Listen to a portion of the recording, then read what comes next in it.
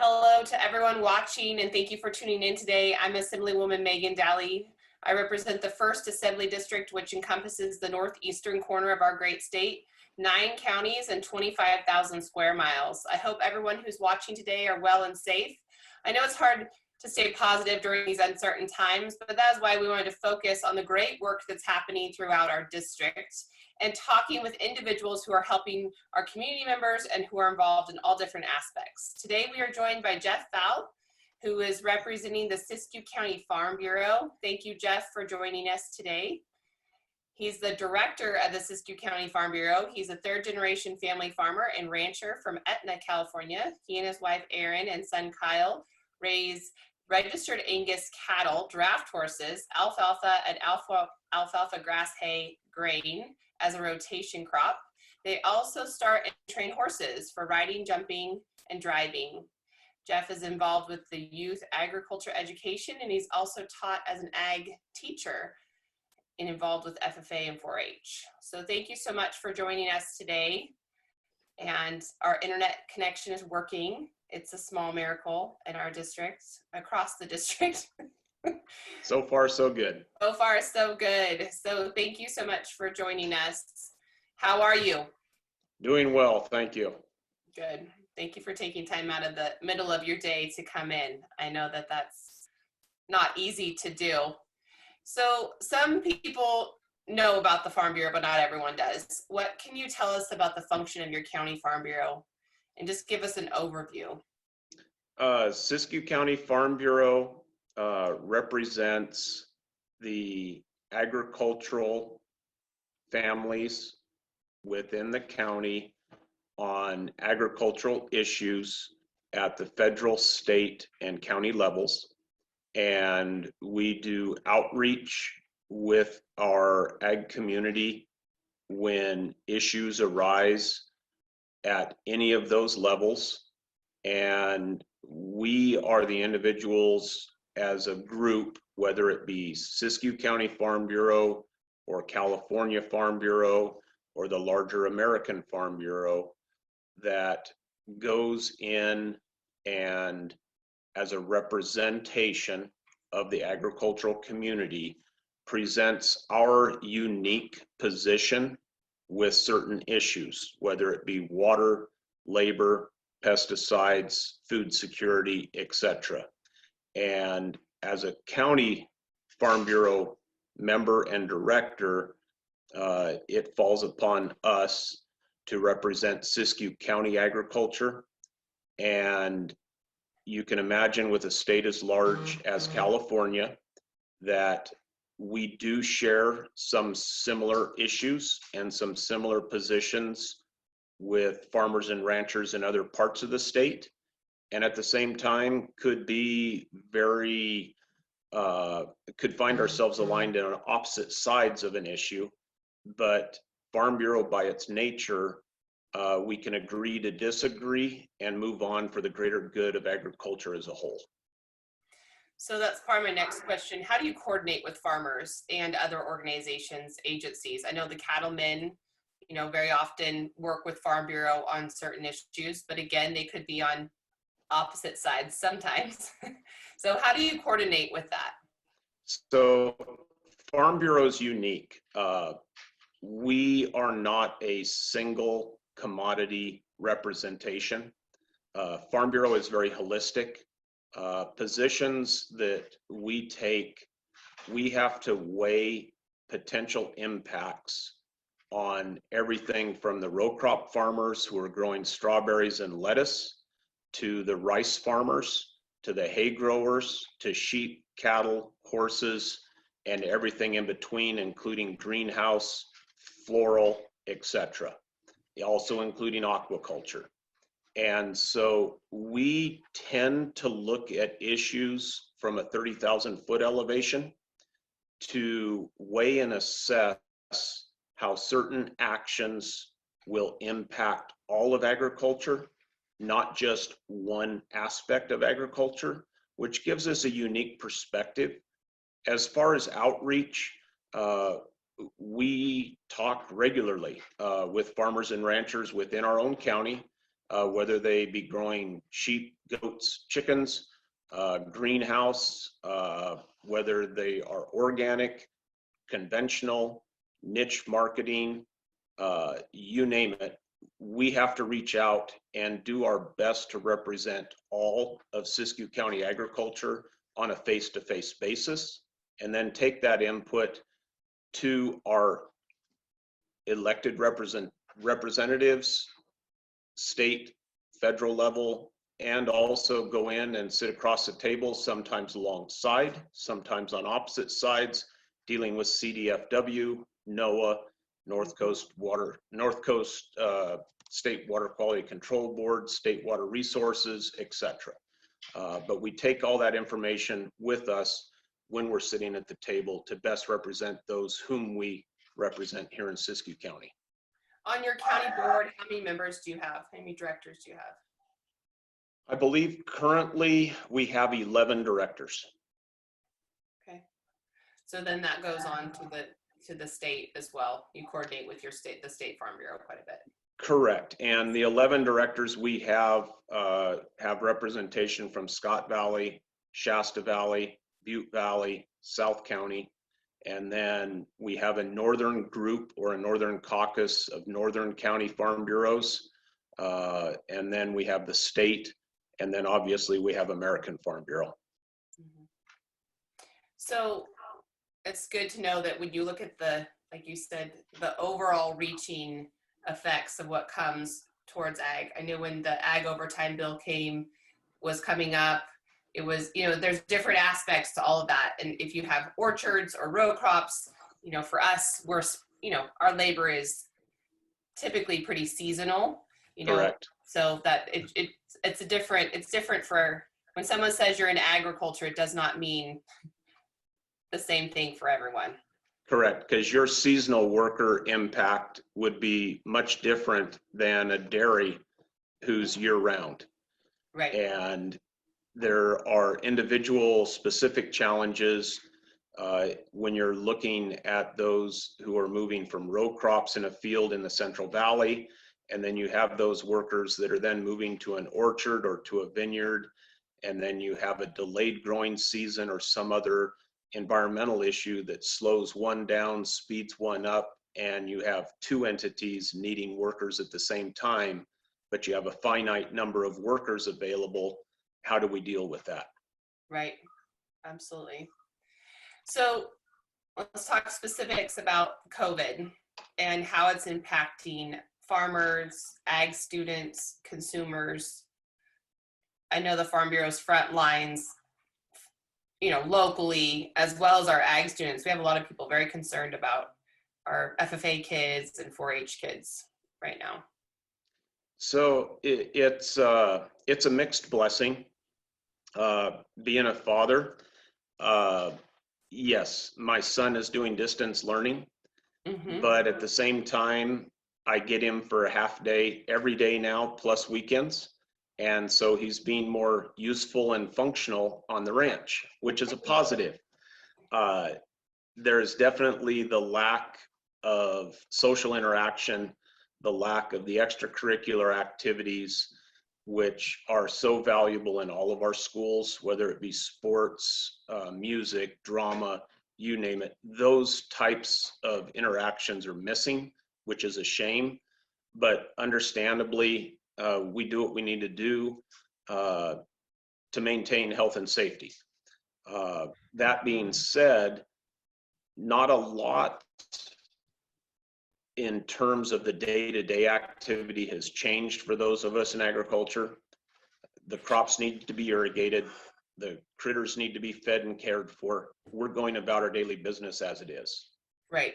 Now, what has shown its ugly head, we have a wonderful system of transportation, but because of COVID nationwide, the ability to get parts in a timely manner has noticeably been impacted.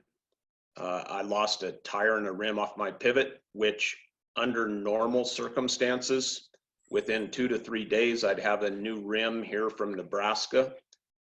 This time it's taken 11 days to get it. So that's 11 days my pivot's been down, no irrigation. That extends beyond just irrigation.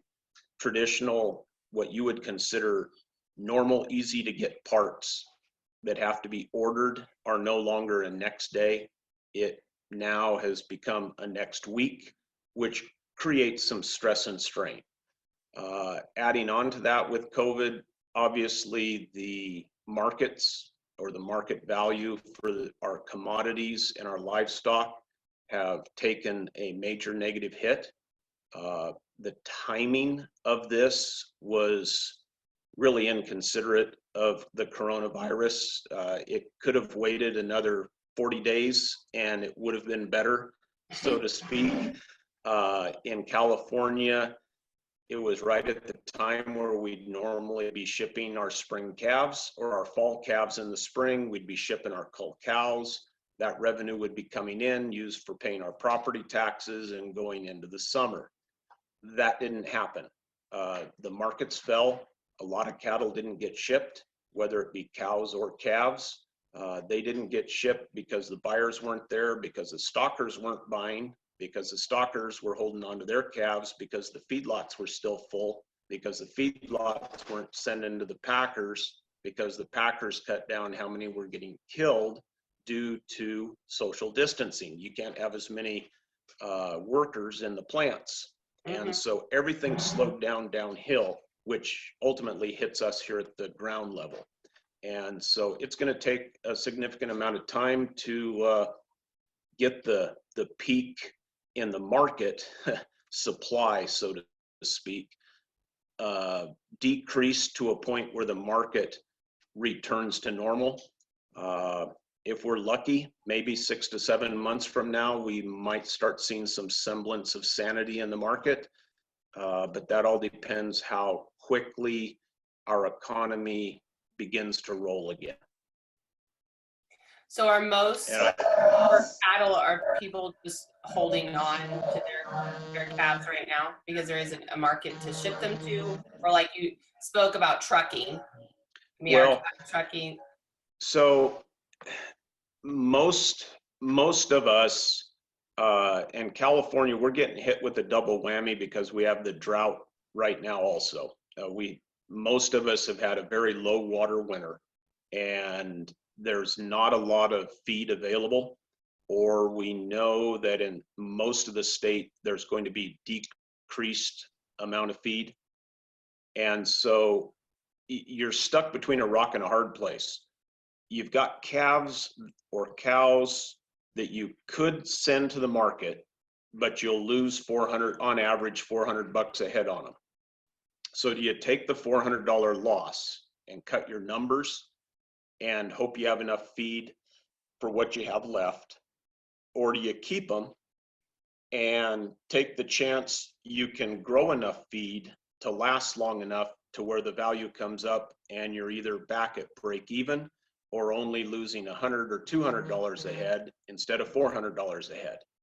And so it's a gamble. It's like living a real life casino. It's true. You're gambling with the weather, the weather, the market, the economy, the markets, all of Yep. it. If people Yep. decide to buy beef or chicken or what are we gonna, what can we Yep. afford? So do you think that cattle is taking the biggest hit right now in the commodities market?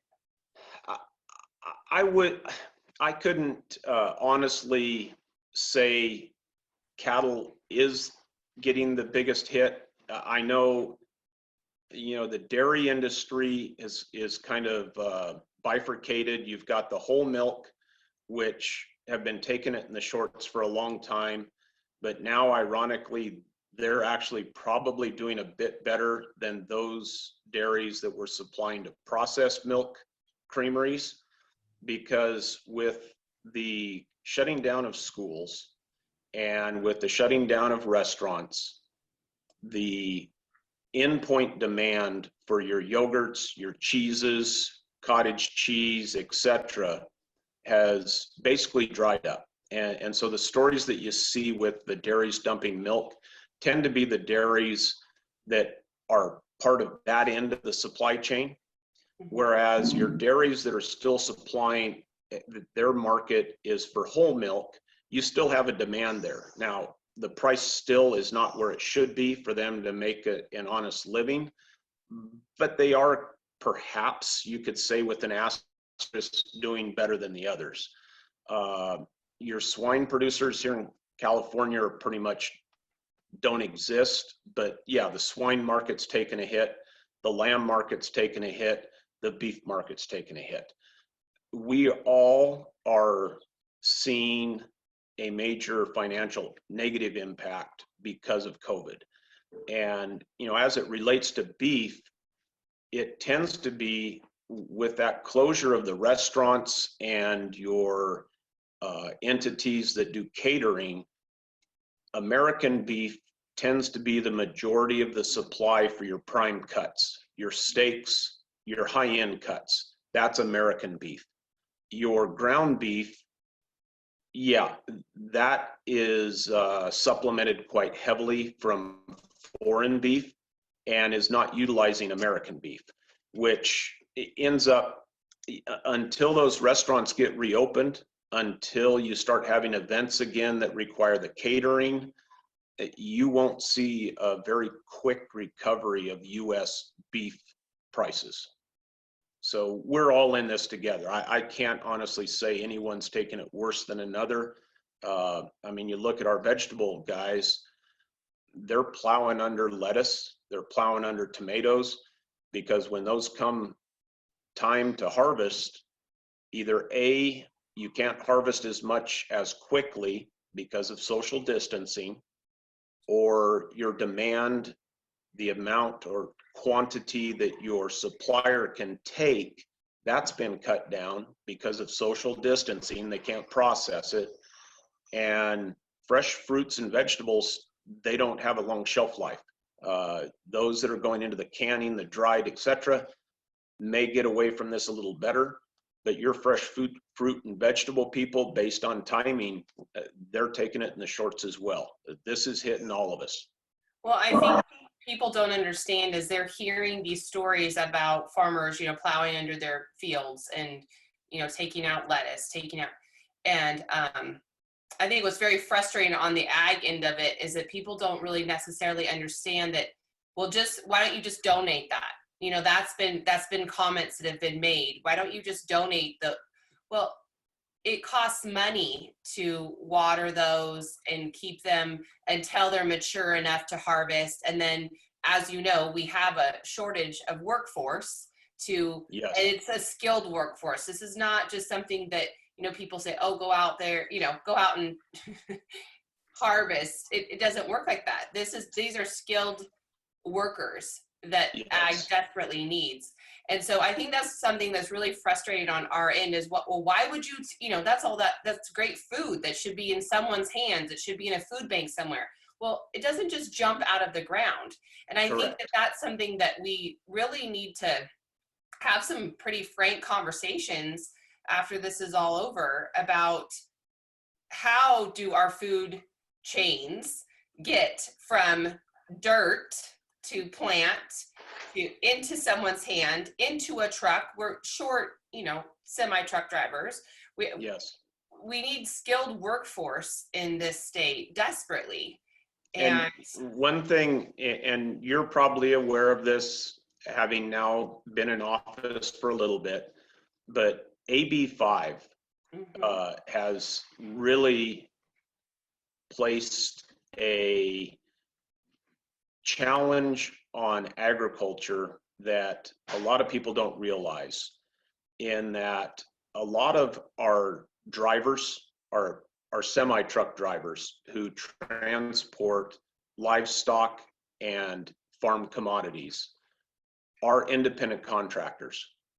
And with AB 5, it has placed them in a precarious position where, unless the destination point is willing to hire them on as a full-time employee and offer them benefits, which with their profit margin they can't do, our contract drivers are disappearing.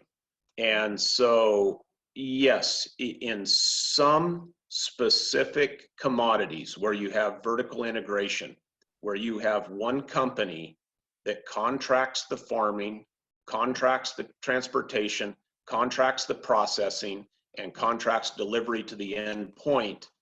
If you're not in that situation, there is no economical way to get that food from the field to the plate. It's not feasible with AB5.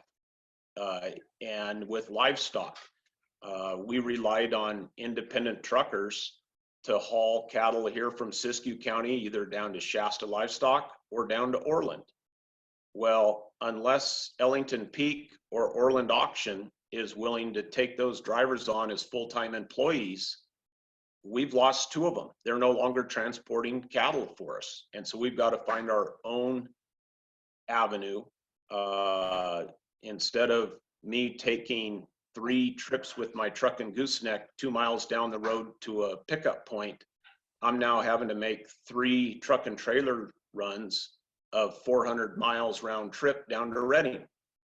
Is that wise and efficient use of fuel and time? I don't think so. And so we've actually increased the use of fossil fuels. We've increased greenhouse gas emissions by passing AB5. It's ludicrous to me why that can't be set aside and come back and take a look and say, hey, we as a state made an error. Let's get rid of this and take a look at it from a different angle. Well, because how many jobs have been lost in that process as well? Right. These are truly people who own their own truck. Yes. You know, unless you, I was just going to say, well, you could just buy a semi and get your Class A and get the bid. I have my Class A, but I don't want to have to meet the carb regulations. I know. Because the only semi I can afford is one that doesn't meet carb regs. I know. Yes, we're in the trucking business. So but these are all good conversations that we need to continue to have as they see food shortages, or they don't understand why they can't just go to the store and get those fresh vegetables, or the beef that when we do come back and, you know, beef, the price has gone up to something that they feel like, you know, is astronomical. Well, that's why these conversations are so important, to educate people about that. These things don't just jump out of the ground and they just don't show up at the store. There's a very long process to get there.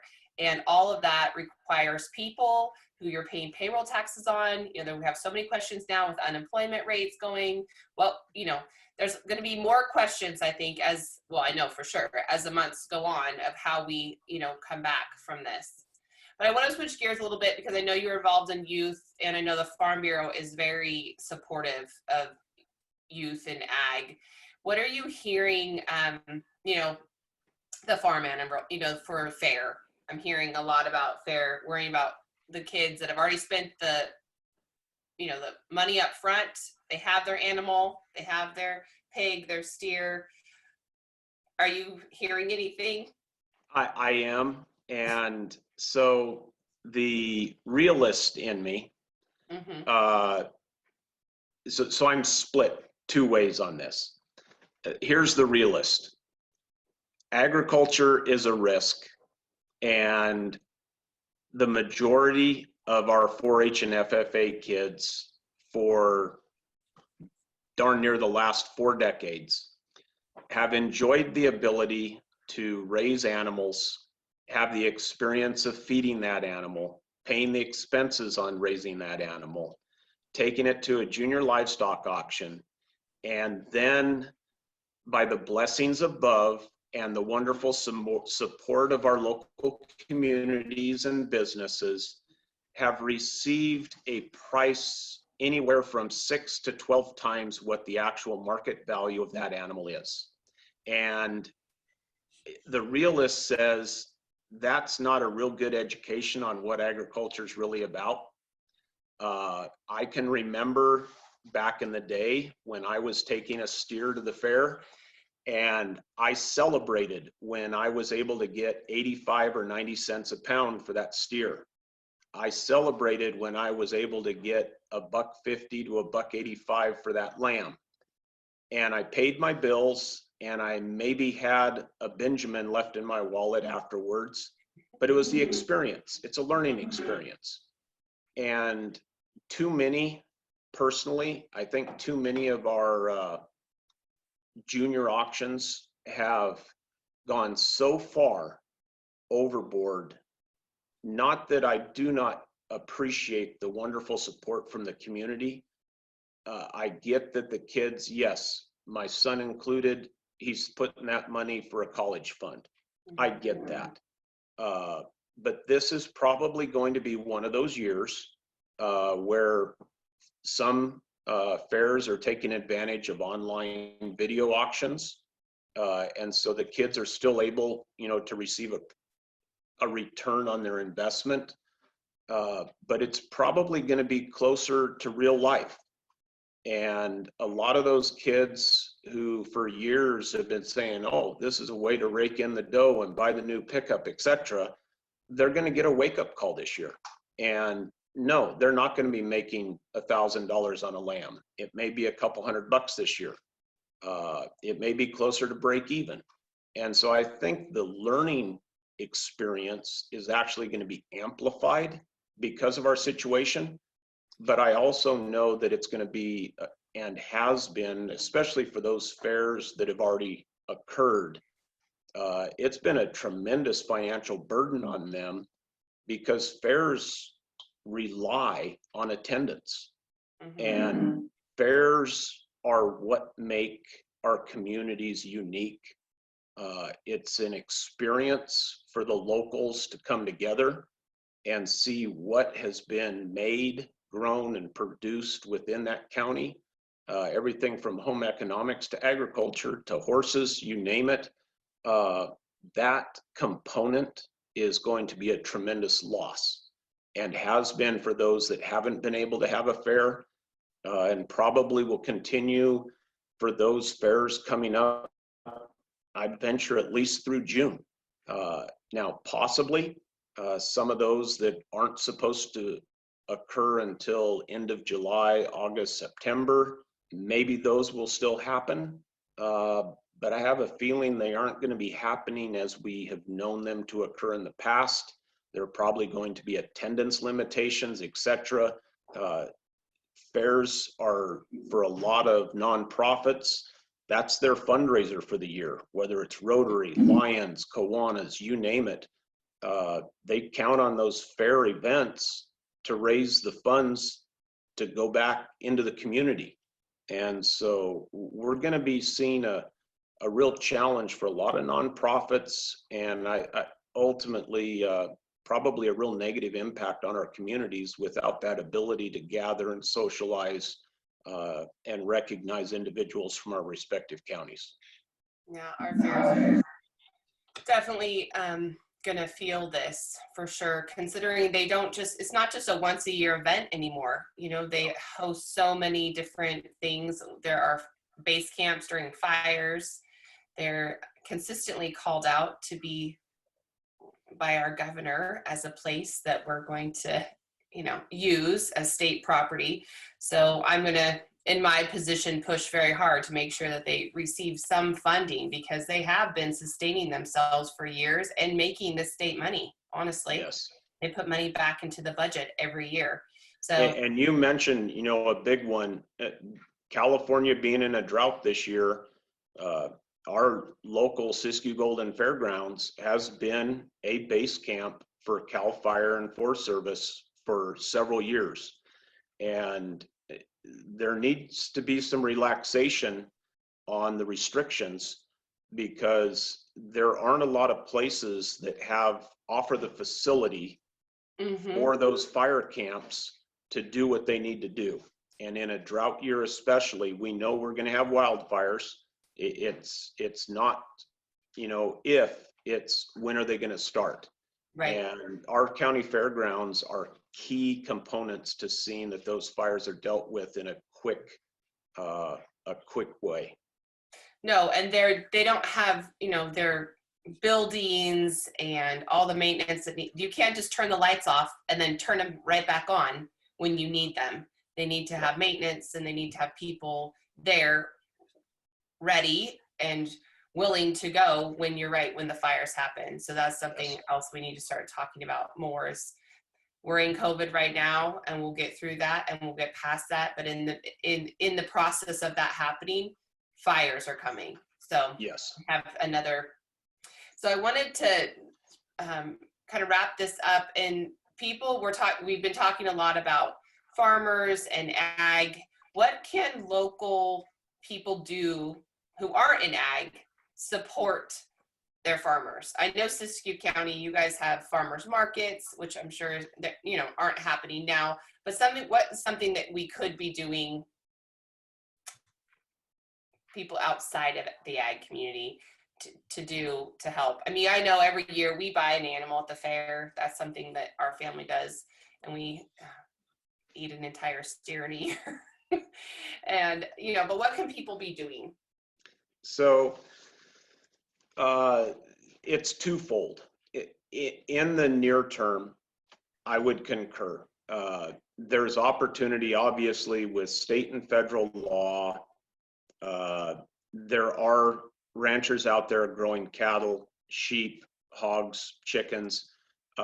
Certainly contact a local rancher, a local 4-H kid, a local FFA kid, or talk to the local 4-H advisor or FFA advisor, and you can get in contact to help purchase local product live, get it butchered at your expense, cut and wrapped how you want it. That's the near term.